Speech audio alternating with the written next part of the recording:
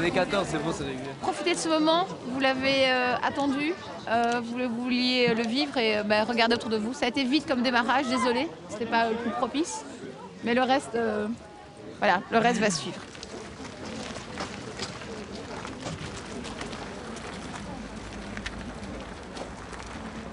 Il y a des juifs dans les prisonnières et il les obligeait à jouer. Pourquoi? Parce qu'il fallait que les prisonniers aillent au camp d'extermination.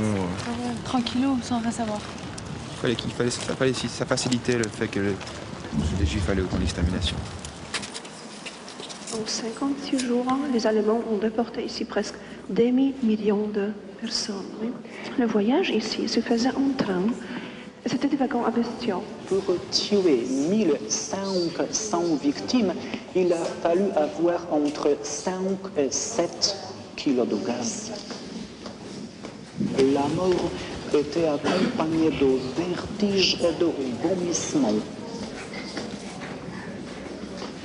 40 000 paires de chaussures, hein? C'est comme l'assassinat de 40 000 personnes. Alors ces chaussures représentent 5 jours de ce génocide. 5 jours. Hein?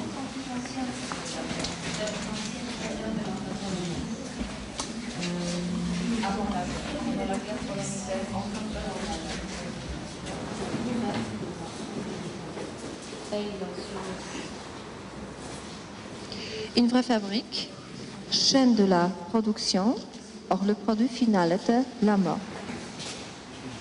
Les ossements et cendres humaines étaient très souvent, on les vendait à ces sociétés qui savaient les transformer, par exemple, en engrais. Rien n'était gaspillé. L'image est poignante, l'image est très impressionnante. 1 kilo de cheveux coûtait entre 30 et 50 pfennig. On les vendait à ces sociétés qui savaient les transformer en matelas, couvertures et la toile de crin.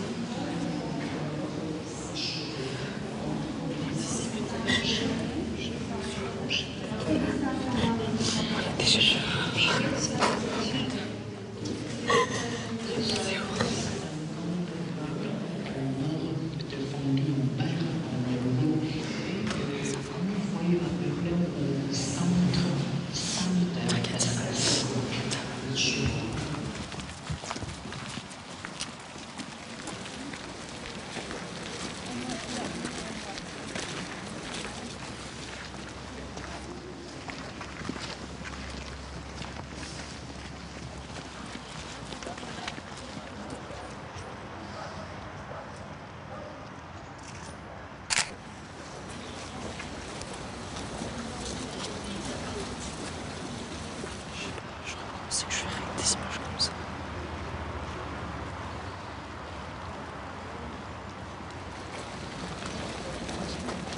Le premier essai de l'assassinat massif à l'aide du gaz éclampé avait eu lieu dans le sous-sol du bloc de la mort.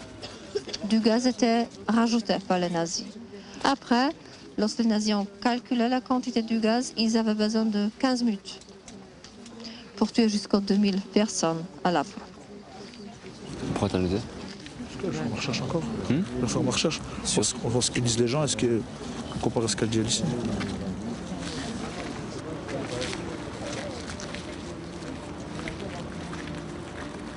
C'est dur. Hein. Mais je suis content d'être avec vous. Le fait qu'on soit mélangés pour une fois, que tout se passe bien, qu'on s'entende tous, franchement, ça apporte un petit peu plus d'espoir. Oh, Sourire de Van Birkenhoff. Et quoi, c'était quoi ça? C'est là où il dormait? Les personnes malades tombées dans la latrine primitive et se noyaient dans les excréments.